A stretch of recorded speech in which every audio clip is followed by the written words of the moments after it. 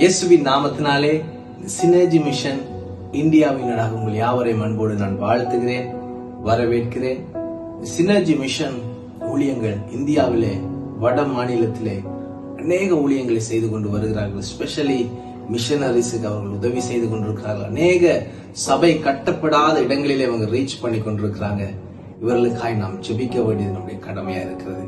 ஒரு விஷயம் என்னோடு கூட ஜெபத்தில நீங்கள் இணைந்து கொள்ளுங்கள். அன்பான நல்ல தகப்பனே, விசேஷமாய் நாங்கள் வருகிறோம். இந்த சினர்ஜி மிஷன் இந்த ஊழியங்களுக்காய் நன்றி செலுத்துகிறோம். இந்த கடைசி காலங்களிலே ஆண்டவரே, உமக்காய் ஆண்டவரை நின்று கொள்ளுகிற இந்த ஊழியத்துக்காய் நன்றி அப்பா. ஆண்டவரே, இந்த ஊழியத்தின் எல்லைகளை கர்த்தர் நீர் விரிவாக்குவீராக. இந்தியாவில் இவர்கள் செய்கிற அநேக ஊழியங்களுக்காய் நன்றி. அநேக மிஷனரிஸ், அதே போல அநேக சபைகளுக்கு ஆண்டவரை அவருடைய கரங்களை ஆண்டவரை இவர் நீட்டி இருக்கிறார்கள், உதவிகளை செய்திருக்கிறார்கள், ஜெபங்களிலே தாங்கி இருக்கிறார்கள். செய்கிற இந்த ஊழியத்தை கர்த்தர் நீர் பல மடங்கு ஆசீர்வதிப்பீராக. எல்லா தேவைகள் சந்திக்கப்படுவதா, எல்லா பண தேவைகள் என் கர்த்தர் நீர் சந்திக்கும்படியா ஜெபிக்கிறோம். தேவையான ஆள் பலத்தை கொடுங்கப்பா. ஒத்தாசைகளை கர்த்தர் நீர் அனுப்புவீராக. பரத்திலிருந்து ஆண்டவரே, நீர் வானத்தின் பலகணிகளை திறந்து இடம் கொள்ளாமல் இந்த ஊழியங்களை நீங்க ஆசீர்வதிக்க. அப்பொழுதுதான் இந்த ஊழியத்தினால இன்னும் அநேகருக்கு ஒரு பிரயோஜனத்தை ஆண்டவரை ஏற்படுத்த முடியும். ஆண்டவரே, இந்த ஊழியங்களை நடத்துகிற எல்லா ஊழியர்களையும், இதுல ஸ்டாஃப்ஸ், அதே போல யார் யாரெல்லாம் இதுல பொறுப்பா இருக்கிறார்களோ, இந்த ஊழியங்களை கர்த்தர் நீர் நிறைவாய் ஆசீர்வதிப்பீராக. இயேசுவின் நாமத்தினாலே ஜெபிக்கிறோம் நல்ல பிதாவே. ஆமென். ஆமென்.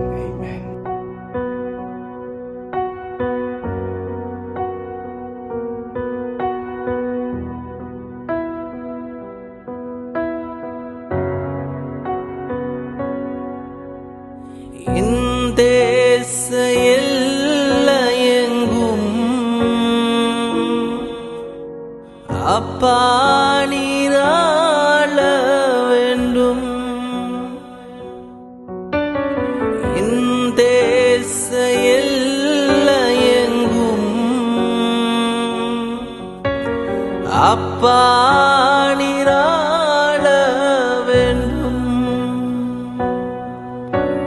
வறுமை எல்லாம் மாறணும், தேசத்தின் வறுமை எல்லாம் மாறணும். வன்முறையெல்லாம் ஒழியணும், வன்முறையெல்லாம் ஒழியணும். எஜமானனே,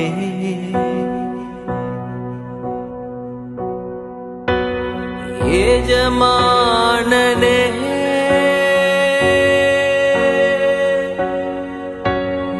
என் இயேசு ராஜனே,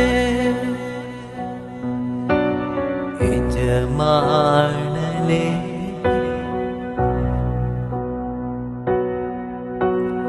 என் இயேசு ராஜனே,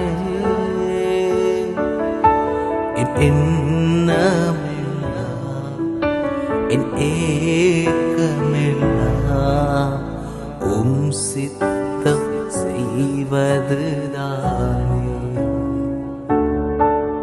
என் எண்ணமெல்லாம்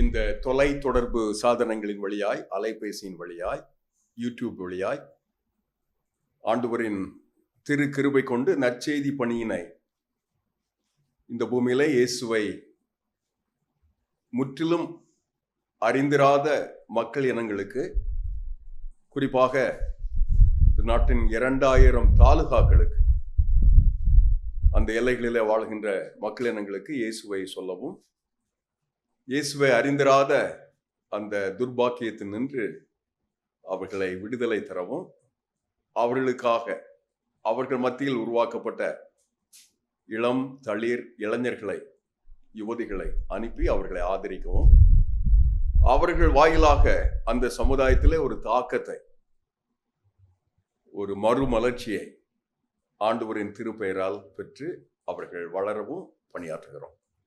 சினர்ஜி இந்தியா மிஷன் என்று இதை ஆங்கிலத்தில் அழைக்கிறோம். சினர்ஜி மிஷனரி இயக்கம் என்கிற இந்த அமைப்பு நாடெங்கிலும் இருக்கிற இப்படிப்பட்ட அறிந்திராத இனங்களுக்கு ஏறத்தாழ 2500 இனங்கள் இயேசுவை இன்னும் அறியும் எல்லையிலே வாழவில்லை, அறியும் எல்லையிலே, அறியும் விதத்தில் இல்லை. ஆகினால அவர்களுக்கு இயேசுவை தர வேண்டும் என்பதுதான் பிரதானமான நோக்கம்.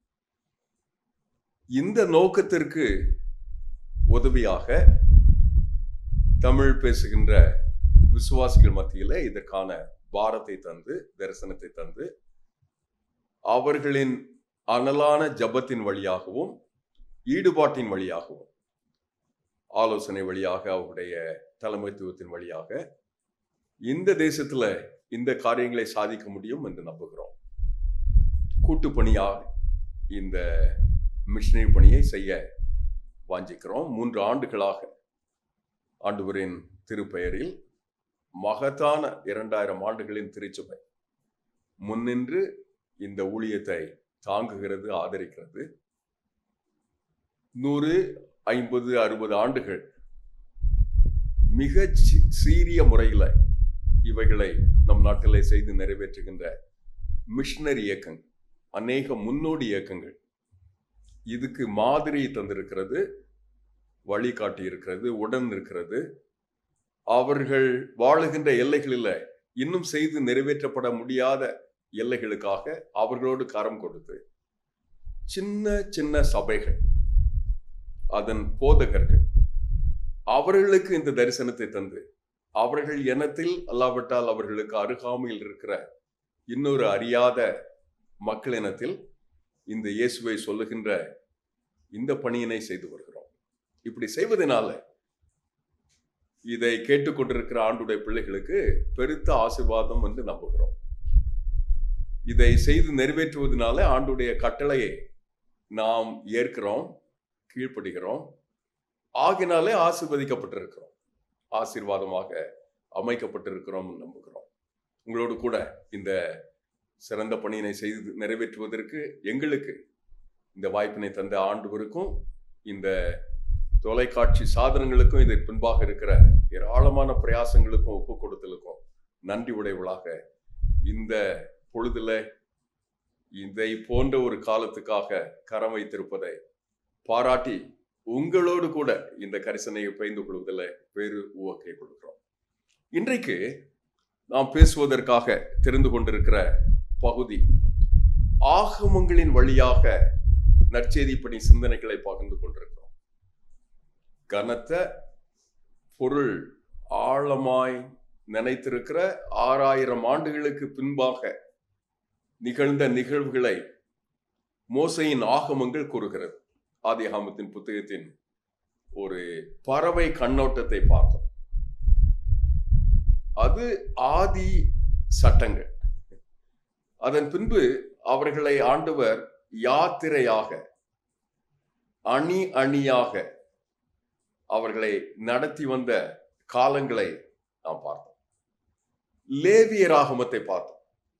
சுத்த தம்முடைய திருத்திட்டத்தை இந்த பூமியில நிறைவேற்றுவதற்காக அதற்கென்று ஒப்பு கொடுத்துள்ள பரிசுத்த சட்டங்களை ஏற்று வாழுகின்ற ஆண்டவரின் திருத்திட்டத்தை லேவி என்கிற இந்த புத்தகங்களின் வழியாக பார்த்தோம். எண்ணாகமத்தை பார்த்தோம். எண்ணிக்கை, லக்கு, அந்த லக்குவின் வழியாக ஆண்டவர் வைத்திருக்கிற நம்முடைய லக்கு, இந்த எண்ணிக்கைகளையும் இலக்கையும் வைத்து இந்த தேசத்தை, நம்முடைய நாட்களை, நம்முடைய காரியங்களை செய்து நிறைவேற்றுவதற்கான கிருபையை பார்த்தோம். இப்போது உபாகமத்தின் புத்தகத்தை வாசிப்பதற்காக, தியானிப்பதற்காக விரும்புகிறோம். உப ஆகமம். ஆகமம் என்றால் ஆண்டவர் சொல்லி இருக்கிற அழகு கட்டளை, சட்டங்கள். இவைகளை ஆண்டவரின் திருப்பெயரில் அவருடைய அன்பு, அவருடைய உத்தமம், அவரில் அன்பும் உத்தமமும் வெளிப்படும் விதம் அவைகளை தலகர்த்தராகிய மோசே இப்போது இந்த புத்தகம் முடியும் போது 120 ஆண்டுகள் ஆகிறது. இந்த வயது முதிர்ந்த தலகர்த்தராக இஸ்ரேல் என்கிற இந்த இனத்தை நடத்திய கடவுளுடைய மனிதர் மோசே தம்முடைய மிக முக்கியமான பேர் உரையாக இந்த சட்டங்களுக்கு இணையான முத்திரிக்கிற மிக முக்கியமான திரும்ப திரும்ப வலியுறுத்தப்படுகின்ற சட்டங்களை கற்றுத்தருகிறார்.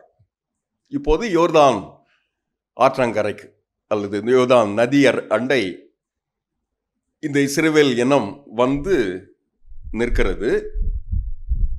உள்ளான ஒரு ஒப்பு கொடுத்தலோடு இந்த ஜனம் மோசையின் குரலுக்காக காத்திருக்கிறது. கடவுளுடைய வார்த்தையை வாக்குத்தத்தம் தேசத்தை சுதந்திரிப்பதற்காக ஆயத்தமாக்கி இப்போது இதுவரை வந்த 40 ஆண்டுகளின் பாதைகளை நினைவலைகளாக பகிர்ந்து கொள்கிறார். இவளை சொன்ன மாத்திரத்தில் கூடி வந்திருக்கிற மனிதர்களுக்கு புதிய விழிப்புணர்வு வருகிறது. ஆவிக்குரிய புதிய பொலிவு ஏற்படுகிறது. அவர்களையும் அவர்களை சூழ இருக்கிற பொருளாதார தேவைகளில் அந்த ஆண்டவர் அவர்களை நடத்தி வந்த விதங்களை அவர்கள் பார்க்கிறார்கள். ஒரு நோக்கு கொண்டு குறிக்கோள் கொண்டு தொடர்ந்து இருக்கிற வாழ்க்கை பயணத்தை, ஆவிக்குரிய பயணத்தை இப்படிப்பட்ட பயணம் என்று தானே அழைக்கிறோம். வனாந்தரத்தில் வாழ்ந்த இந்த அழகான பயணங்களில் ஆண்டவருடைய திருத்திட்டம் தொடர்கிறது. இன்றைக்கு இதை தொடர்ந்து இருக்கிற சில நாட்களுக்காக இந்த உபாகமத்தின் புத்தகத்தை, ஆகமம் இணை சட்டம், இதுவரைக்கும் சொல்லி இருக்கிற அந்த சட்டங்களுக்கு நிகராக உதவியாக அவைகளை ஊர்ஜிதம் செய்கிற ஆண்டவரின் சத்தமாக இவைகளை செய்து நிறைவேற்றுவதற்காக இப்போது யோர்தான் நதிக்கரை தூரமாக காண்கிற அந்த பாலும் தேனும் ஓடுகின்ற கானான் தேசத்துக்காக கடவுளுடைய பிள்ளைகள் காத்திருக்கிறார்கள். 2 காரியங்கள் நடைபெறுகிறது. ஒன்று, இராணுவ தளவாடங்கள், சேனைகள், அணிகள், போர், இப்படிப்பட்ட ஒரு நிலை இருந்தது. இப்போதோ 40 ஆண்டுகளில் அவர்கள் கற்று தேர்ந்த ஆவிக்குரிய திறன்கள், ஒப்பு கொடுத்தல், அதில் ஆண்டவர் அவர்களுக்கு தந்திருக்கிற ஒரு விழிப்புணர்வு, மீண்டும் மீண்டும் அவர்கள் தோற்று போன விதங்களில் திரும்ப திரும்ப ஆண்டவரோடு கூட வந்து அவர்கள் சரி செய்தல், இவைகளெல்லாம் நின்று கொண்டிருக்கிறது. இந்த 2 எல்லைகளையும் ஆயத்தம் செய்து புதிய பொலிவோடு கூட இந்த தருணத்தை மோசே தம்முடைய சகாக்களோடு கூட ஆண்டவரின் கிருபை கொண்டு அவருடைய வார்த்தை கொண்டு சந்திக்கிறார். அதில் முதலாவது, மோசே என்கிற இந்த தலகர்த்தரின் தலைமையில் தேசத்தை, வாக்குப்பட்ட தேசத்தை உற்று பார்க்கிறார்கள். அந்த தரிசனத்தை அவர்கள் யூகித்திருக்கிறார்கள், இப்போது கண்ணால் பார்க்கிறார்கள். ஆண்டவரின் வாக்கு எத்தனை உண்மையானது, அவருடைய அன்பு துவளாதது, துவண்டு போகாதது, குறையாதது, அவருடைய மாண்பு மங்காதது. இவைகளை இந்த வசனம் கூறுகிறது. 1ஆம் அதிகாரத்தின் 6, 7, 8வது வசனங்கள் இந்த நிலையை நமக்கு கற்றுக் கொடுக்கிறது. அப்படி ஆண்டவர் தம்முடைய வாக்கை நிறைவேற்றுவேன் என்று சொல்லும்போது அதை நிறைவேற்றுகிறார் என்று அவர்கள் காண்கிறார்கள். உண்மைதானே? ஆண்டவர் பொய் சொல்வதற்கு மனிதன் இல்லையே, அவர் சொல்ல ஆகும், அவர் கட்டளையிட நிற்குமே. இதை நம்பியவர்களாக இந்த நாளின் இந்த பொழுதுல விசுவாச சமுதாயமாக ஆண்டவரின் திருத்திட்டத்திற்காக காத்திருப்போம் என்றால், இணைந்து அவருடைய வாக்கை இப்போதே பெற்றுக்கொள்வதற்கு நம்முடைய விசுவாசத்தை விழிப்புணர்வோடு, புது பொலிவோடு, புது சூழலோடு ஆண்டவர் தரும் திட்டமாக தரிசனமாக பார்ப்பதற்கு ஆண்டவர் கிருபை தருகிறார். அப்படி தரிசனமாக பார்க்கும்போது மோசே செய்த இன்னொரு முக்கியமான காரியங்கள், இந்த சுதந்திரிக்கிற போகிற இந்த தேசத்தின் மகா மேன்மையான அந்த திட்டத்தை ஏற்க பெரும் பொறுப்பு இல்லையா? எங்கேயோ அடிமைத்தனத்தில் இருக்கிற இவர்கள் காடு மேடு வனாந்தரம் அற்புதம் அடையாளம் என்று இப்போது இந்த மட்டாக வந்து சேர்ந்தார்கள். இதுவரைக்கும் வந்து சேர்ந்ததற்கு அவர்கள் எம்மாத்திரம் என்று உணர்ந்து கொண்டிருக்கும் போது சொல்லுகிறார், இந்த பொறுப்பை நானாக அல்ல, நம்மிலே சிலராக அல்ல, எல்லாருமாக சேர்ந்து பொறுப்பேற்க வேண்டிய ஒரு கட்டம் வந்திருக்கிறது. ஆவிக்குரிய இந்த பயணத்தில் நான் நம்முடைய விசுவாசத்தை கூர்மைப்படுத்தி புது பொலிவாக்கி நம்முடைய குடும்பத்தின் நிகழ்வுகளின் வழியாக கடவுளின் கிருபையை பெற்று சபையாய் ஊழியமாய் கர்த்தர் நமக்கு தந்திருக்கிற காட்சிக்காக தயாராகி தேசத்தை சுதந்திரிப்பதற்கு, தேசத்தில் ஆண்டவர் வாக்கு செய்ததை நிறைவேற்றி முடிப்பதற்கு, சுதந்திரித்துக் கொள்வதற்கு ஆயத்தமாவதற்காக நாம் பொறுப்பை பகிர்ந்து கொள்ள வேண்டும் என்று ஆண்டவர் அழைக்கிறார். ஆங்கிலத்தில் டெலிகேஷன் என்று சொல்வார். உலகமெங்கும் பொதுவாக தலைமைத்துவத்தை பயிற்றுவிக்கின்ற இந்த மனிதர்கள் மோசேயின் வாழ்வை இங்கிருந்து எடுத்து எப்படி பொறுப்புகள் மிகப்பெரிய நிறுவனங்கள் இல்லை, அமைப்புகள் இல்லை, உலக அளவிலான வலுவான சந்தை வழிகளில் வணிக நிறுவனங்களில் இது பயன்படுத்தப்படுகிறது என்பதற்கு இங்கிருந்து கற்றுக்கொள்கிறார்கள். அதே போலதான் இங்கேயும் மோசே பொறுப்பேற்க செய்கிறார். வேலையோடு உத்தரவாதத்தை அதிகாரத்தை பகிர்ந்து கொள்கிறார். குழுவாக இணைந்து நிறைவேற்ற வேண்டும் என்று அவர்களை ஊக்குவிக்கிறார். இதை 9ஆம் வசனம் முதல் 14ஆம் வசனம் வரை இருக்கிற 1ஆம் அதிகாரம் கூறுகிறது. இரண்டு நிகழ்ந்த உடனே தலைமை பொறுப்பை ஏற்கிறார்கள். எப்படி ஏற்கிறார்கள் பாருங்க. வசனம் கூறுகிறது 15வது வசனம், ஆகையால் நான் ஞானமும் அறிவும் உள்ள மனிதராக உங்கள் கோத்திரங்களின் வம்சங்களை தெரிந்து கொண்டு அவர்கள் உங்களுக்கு தலைவராய் இருக்கும்படி 1000 பேருக்கு அதிபதிகள், 100 பேருக்கு அதிபதிகள், 50 பேருக்கு அதிபதிகள், 10 பேருக்கு அதிபதிகள், உங்கள் கோத்திரங்களில் அதிகாரிகள் இவர்கள் தான், இவர்கள் கரங்களில் நான் இவர்களை கொடுக்கிறேன். மிஷனரி பணி, நற்செய்தி பணி, கடவுளின் திட்டத்தை இந்த பூமியில நிறைவேற்றுகின்ற ஆண்டவருடைய தாக்கம், இவைகளை ஆவிக்குரிய பொறுப்போடு நாம் நம்முடைய எல்லையில், சபையில், வாழும் வீதியில், வீட்டில், நான் வேலை செய்கின்ற ஆண்டவர் என்னை வைத்திருக்கிற அழகான எல்லைகளில் நிறைவேற்றுவதற்கு எத்தனை தேவை? 1000 பேருக்கு ஒருவராய், 100 பேருக்கு ஒருவராய், 50 பேருக்கு ஒருவராய், 10 பேருக்கு ஒருவராய், இந்த பூமி எங்கும் இருக்கிற மிக பிரமாண்டமான இந்த தேவையை நிறைவேற்றுவதற்காக ஒருவரை ஒருவர் தாங்க, ஒருவரை ஒருவர் ஏற்க, ஒருவருக்கு ஒருவர் உதவியாக நிற்க. இராணுவத்தில் சொல்வார்கள், ஒரு போர் வீரன் முன்னணியில நின்று பணியாற்ற வேண்டும் என்றால் 9 பேர் பின்னணியில நின்று செயலாற்ற வேண்டும் என்று சொல்வார்கள்.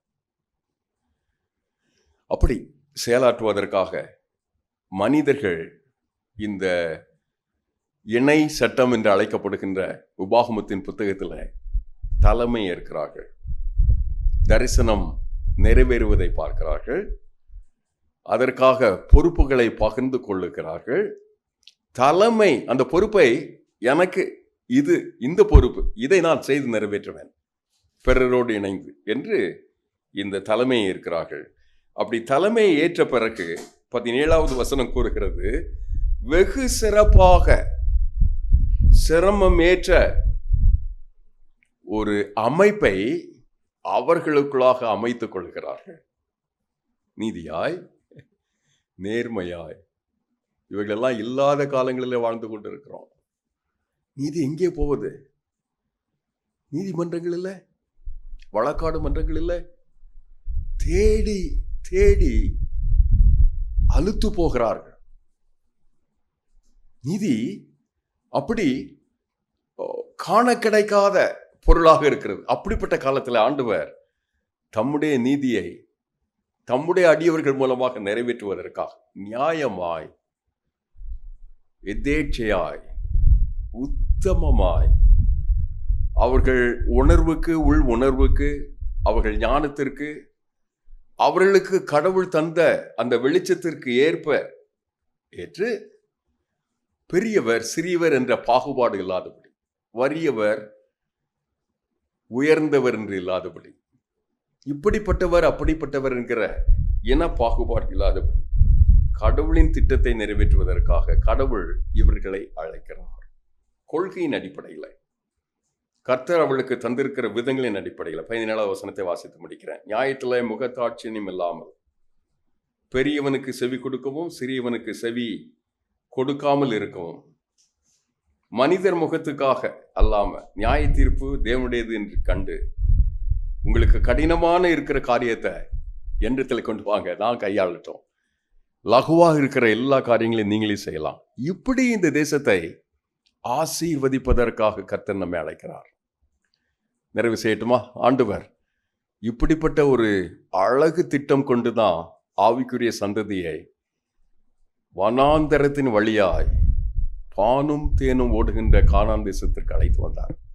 நம்மை நம்முடைய எல்லையில, நம்முடைய தேவையில எத்தனையோ கண்ணீரோடு, கவலையோடு, கஷ்டங்களோடு, மலைப்புகளோடு, வியாதிகளோடு, உறவு முறிவுகளோடு ஏதாவது ஒரு அற்புதம் நடக்காதா, கடவுள் எனக்கு இவர்களை காண்பிக்க மாட்டாரா என்று காத்து கொண்டிருக்கிற ஆண்டுடைய பிள்ளைகளோடு செய்கிற வாக்குத்தத்தம், பாலும் தேனும் ஓடுகின்ற கானான் தேசத்திற்கு அதை சுதந்திரிப்பதற்காக நீங்க ஆயத்தமாகலாம்.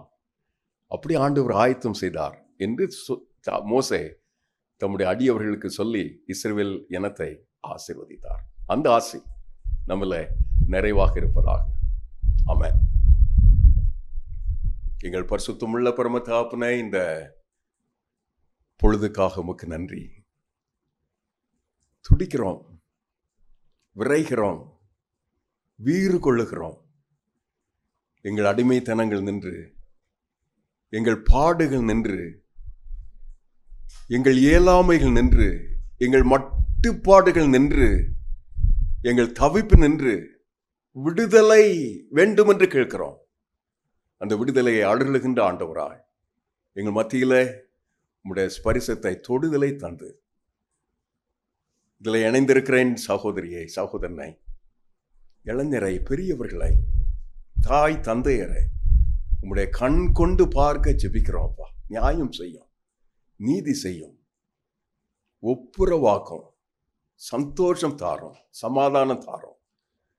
அழகான ஒரு ஆவிக்குரிய பயணத்துக்காக, பாலும் தேனும் ஓடுகின்ற அந்த தேசத்துக்காக எங்களை அழைத்தீரே. அதை கொண்டாட, அதில் பகிர்ந்து கொள்ள எங்களுக்கு விடுதலை எங்கள் எல்லையிலே தாரும்.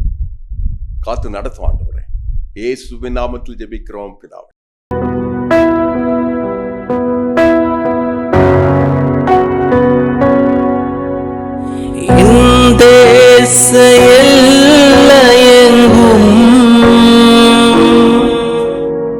அப்பா நீராள வேண்டும், இந்த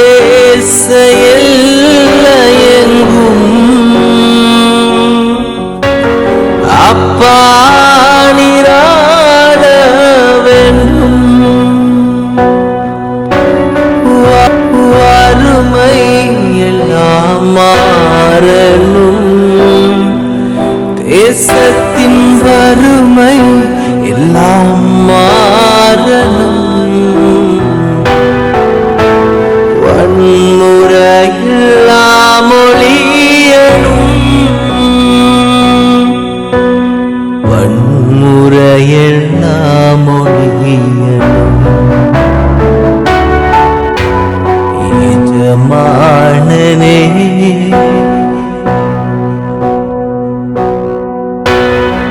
எஜமானனே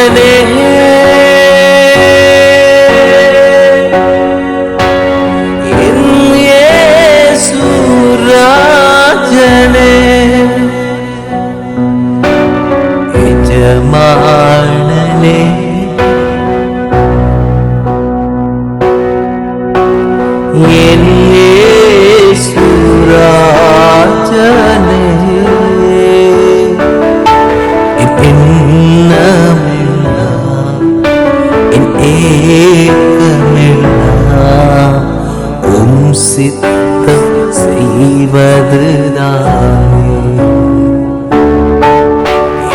என் எண்ணமெல்லாம் என் ஏக்கமெல்லாம் உம் சித்தம் செய்வதுதான்